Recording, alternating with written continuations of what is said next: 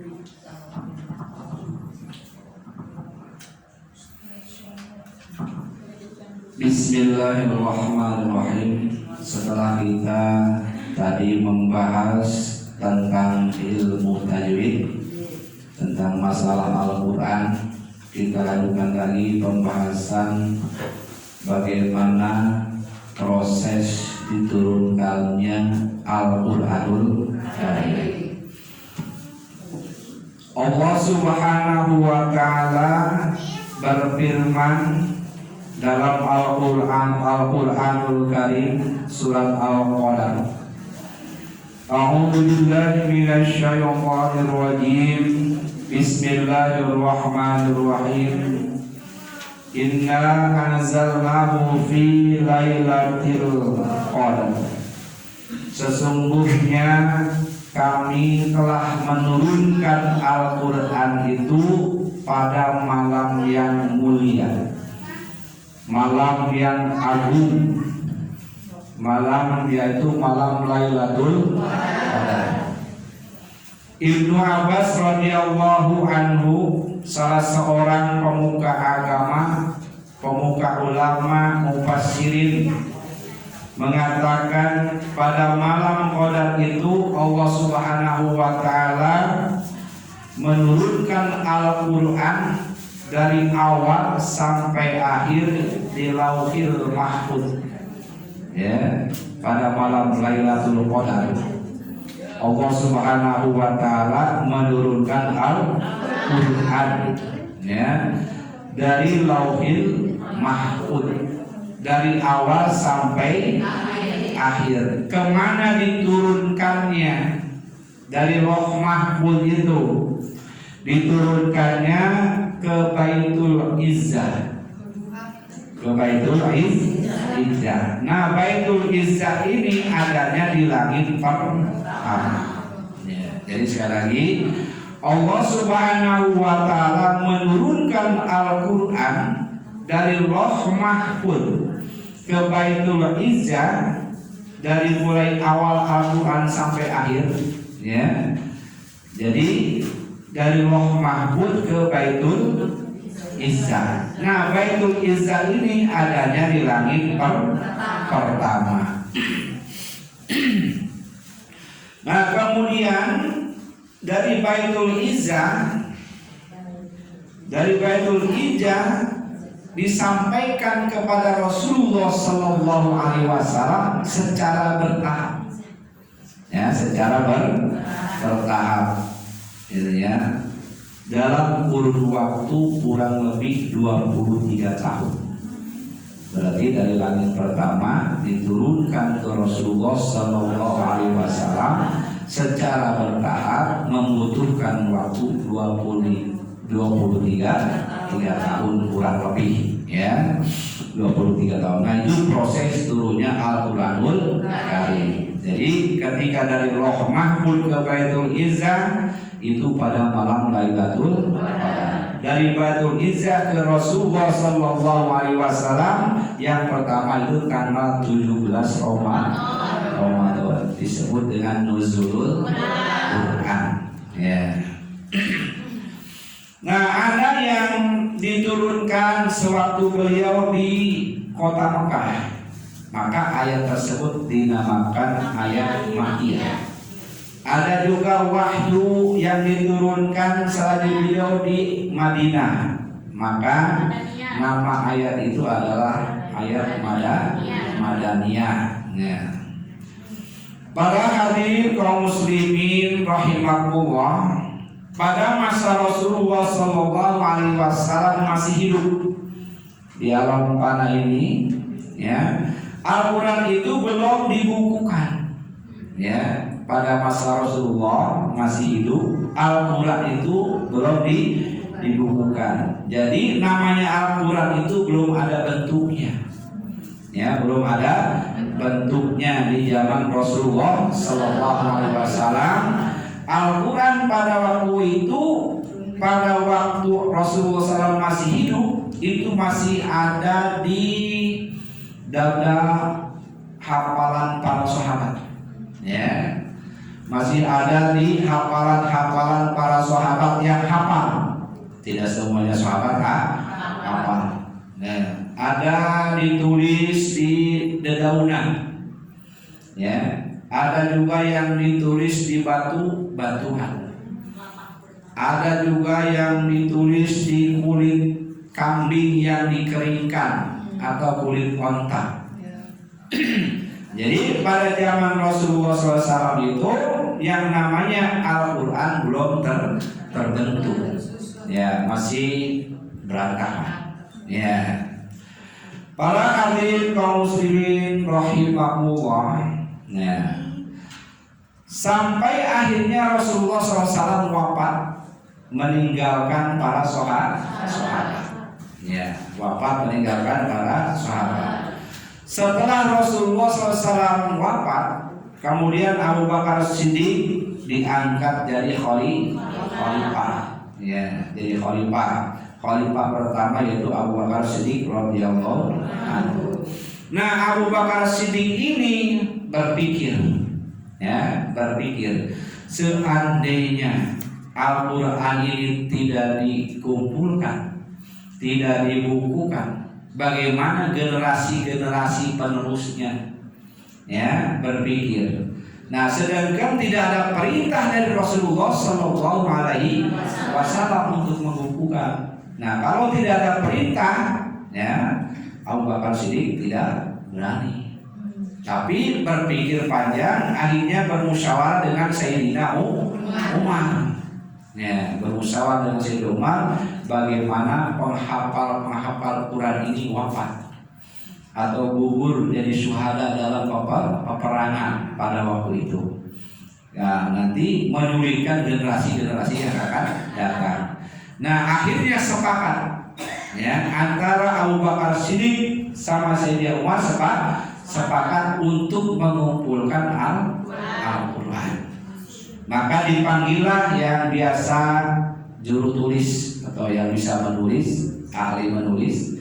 Maka dipanggil Zaid bin Sabit sebagai penulis Al-Quran. Nah, ditugaskanlah Zaid bin Sabit untuk mengumpulkan Al-Quran. Nah, sehingga Zaid bin Sabit ini mengumpulkan Al-Quran, ya, dari para hafalan para sahabat dikumpulkan. Kemudian yang ada ditulis di dedaunan, kemudian yang ada ditulis di bebatuan, di kulit-kulit binatang yang dikeringkan. Maka sama Zaid bin Sabit dikumpulkan menjadi satu Al-Quran. Jadi masal Al-Quran. Nah, tapi Zaid bin Sabit ini adalah dia hanya mengumpulkan, ya, utuh dari mulai awal sampai akhir dikumpulkan oleh Zaid bin Sabit. Ya. Jadi orang yang pertama mengumpulkan Al-Quran itu adalah Zaid bin Sabit. Setelah Abu Bakar Siddiq radhiyallahu anhu, ya, kemudian dia meninggalkan dunia, ya, hanya meninggal dunia. Diteruskan oleh Sayyidina Umar bin Khattab. Nah, pada masa Sayyidina Umar bin Khattab, Al-Quran itu masih seperti demikian adanya, ya, dikumpulkan oleh Zaid bin Sabit dari mulai awal sampai akhir, tidak ada yang tertinggal satupun menjadi mashaf Al-Quran. Nah, kemudian setelah Umar bin Khattab wafat, maka khalifah yang ketiga yaitu Utsman bin Affan. Nah, Utsman bin Affan inilah berinisiatif bahwa yang dikumpulkan oleh Zaid bin Sabit itu hanya sekedar mengumpulkan, belum tersusun surah-surahnya, Maka Sayyidina Utsman bin Affan mengumpulkan, jadi kemudian menyusun kembali, ya, Al-Quran yang sudah disusun oleh yang sudah dikumpulkan oleh Zaid bin Sabit itu disempurnakan kembali, disusun ayat-ayatnya. Yang pertama Al-Fatihah, kemudian Al-Baqarah, kemudian kemudian Ali Imran, An-Nisa, dan seterusnya sampai An-Nas. Disusun oleh Utsman bin Affan sesuai dengan petunjuk Rasulullah SAW ketika masih hidup. Disusun surah-surahnya, ya. Jadi Utsman bin Affan lah yang menyusun surah-surah di dalam Al-Quran, tapi sesuai dengan petunjuk Rasulullah Sallallahu Alaihi Wasallam. Dan maka Sayyidina Ali radhiyallahu anhu berkata, khalifah yang keempat, ya, barang siapa yang membaca Al-Quran maka Abu Bakar Siddiq dapat pahala 1 poin. Nah, dapat pahala 1 poin. Kenapa? Karena jasanya beliau, jasanya punya inisiatif dulu. Pertama yang berjasa itu Abu Bakar Siddiq, sehingga barang siapa kaum muslimin yang membaca Al-Quran, Abu Bakar Siddiq kebagian pahala 1 poin. Bahkan setiap muslim muslimat sampai hari kiamat membaca Al-Quran, Abu Bakar Siddiq mendapat pahala. Ya, karena beliau yang berjasa, nah, yang berjasa, yang punya inisiatif, kemudian yang mengumpulkan yang pertama. Nah, itu ada kata Sayyidina Ali. Kemudian pada masa Utsman bin Affan, kemudian Khalifah Imam Ali bin Abi Thalib, dilanjutkan oleh Imam Hasan bin Ali Abi Thalib, kemudian Khalifah Muawiyah, Yazid, Muayyad, dan seterusnya. Nah, Al-Quran itu masih seperti yang dibentuk oleh Sayyidina Utsman, sudah terbentuk surah-surahnya, cuma belum ada titiknya, belum ada titik dan barisnya belum ada. Jabar, kasroh, domah.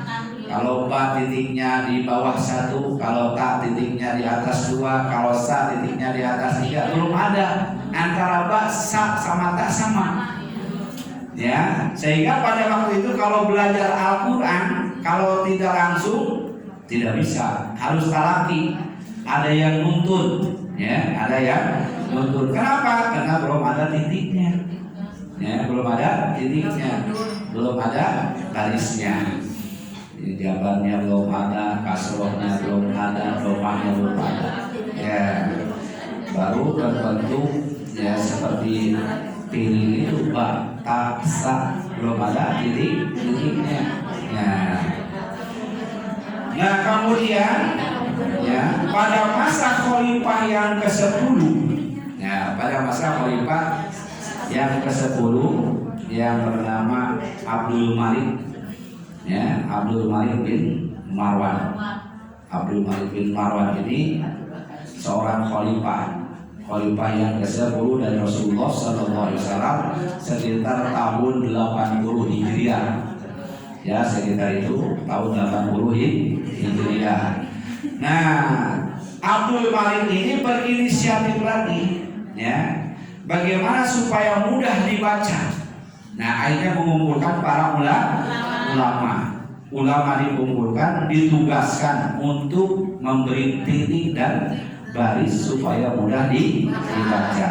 Nah, ulama yang disuruh itu yaitu Syekh Yahya bin Ma'mun sebagai kepalanya, timnya, ya, untuk merumuskan titik dan baris. Maka dirumuskan oleh Yahya bin Ma'mun itu, kalau ba titiknya 1 di bawah, kalau ta titiknya 2 di atas, kalau sa titiknya 3 di atas. Oh, ini kasih jabar di atas, kasroh di bawah, domah, ya, sukun. Nah, itu berkat ulama Yahya bin Ma'mun yang memberikan titik dan baris. Nah, setelah terbentuknya Al-Quran tadi, ya, sudah ada titiknya, sudah ada barisnya sampai ke kita, ya, kita tinggal baca berkat para pendahulu kita, ya, berkat para pendahulu kita. Jadi kalau ada yang baca Al-Quran seperti sekarang itu namanya bid'ah hasanah. Ya, bid'ah hasanah. Kenapa di zaman Rasul tidak ada? Ya, adanya di hafalan para sahabat, adanya ditulis di bebatuan, adanya ditulis di dedaunan dan di kulit-kulit binatang yang dikeringkan. Bukan seperti sekarang seperti mas hafid. Ya, jadi kalau ada yang baca sekarang bid'ah, cuman bid'ah bid'ah yang baik. Ya. Nah, kemudian Al-Quran itu terdiri daripada 30 juz. Nah, ini hampir semua ulama sepakat Al-Quran itu jumlahnya 30 dan juga 114 surat, sepakat ulama, dan 6.225 ayat. Nah, ini 6.000-nya sepakat, tapi ujungnya tidak sepakat. Ya, ada yang 6.666, ayat 6.225, ada yang juga 6.300 berapa, gitu ya. Tergantung qiraat dia baca. Dan juga ada 77.000, ya, 77.439 kalimat Al-Quran itu. Bismillah saka 5, Ar-Rahman saka 5, Ar-Rahim saka 5. Oleh para ulama dihitung oleh para ulama. Itu jumlahnya dalam satu Al-Quran itu adalah 77.439 dan juga 340 huruf, ya, 340.740 huruf. Ya. Hurufnya aja dihitung. Paling kita yang hafal huruf Al-Fatihah ada berapa? Ya, huruf Al-Fatihah ada 56 atau 55. Ya. Nah, itu dihitung oleh para ulama. Dan Al-Quran ini adalah kalamullah. Kalamullah. Apa sebabnya kalamullah? Ya, sedangkan kita belajar tauhid dulu, kalam Allah itu tidak berhuruf, tidak bersuara. Ya, kalam Allah itu tidak berhuruf, tidak bersuara. Nah, ulama menjawab, ya, kalam Allah yang tidak berhuruf, yang tidak bersuara itu, ya, menyerupai, menunjukkan seperti sesuatu yang ada Al-Quran sekarang. Ya, seperti Al-Quran yang sekarang. Jadi Al-Quran yang sekarang itu menunjukkan kepada sesuatu kalam Allah yang tidak berhuruf dan tidak bersuara. Nah, karena kebutuhan manusia, kalau tidak ada hurufnya, tidak ada suara, sulit untuk menerima atau membacanya. Nah, itu diantaranya proses tentang terjadinya Al-Quran. Jadi tidak sewaktu Nabi Muhammad dibayangkan turun satu ayat dikumpulkan oleh Rasul, ya. Jadi itu belum, pada waktu Rasulullah belum disusun. Nah, Zaid bin Sabit lah yang mengumpulkan, menghimpun menjadi satu mazhab. Cuman Zaid bin Sabit hanya mengumpulkan, tidak tersusun surah-surahnya. Disusun oleh Sayyidina Utsman, ya, radhiyallahu anhu. Kemudian diberi titik, diberi baris sama khalifah yang ke-10 Abdul Malik bin Marwan. Ya, Abdul Malik bin Marwan menugaskan para ulama yang dipimpin oleh Syekh Yahya bin Mahmud. Nah, itulah diantaranya proses terjadinya Al-Quran. Supaya kita hafal, kita tiap hari membaca Al-Quran, ya, harus tahu sejarah tentang Al-Quran. Nah, mudah-mudahan dari ilmu baik kita bisa menambah keimanan kita kepada Allah Subhanahu wa Ta'ala, dan juga kita bisa rajin lagi membaca Al-Quran supaya jadi syafaat bagi kita di akhir hayat. Sallallahu ala Muhammad, sallallahu alaihi wasallam, sallallahu ala Muhammad, sallallahu alaihi wasallam.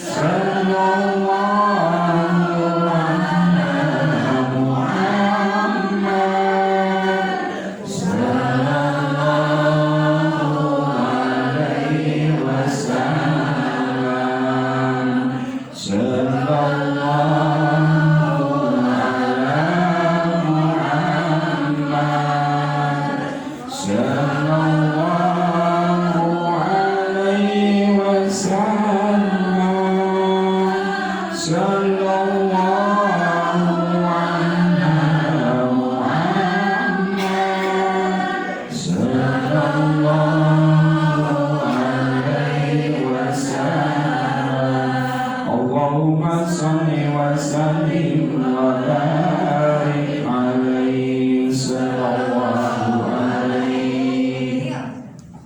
Wassalamualaikum warahmatullahi wabarakatuh.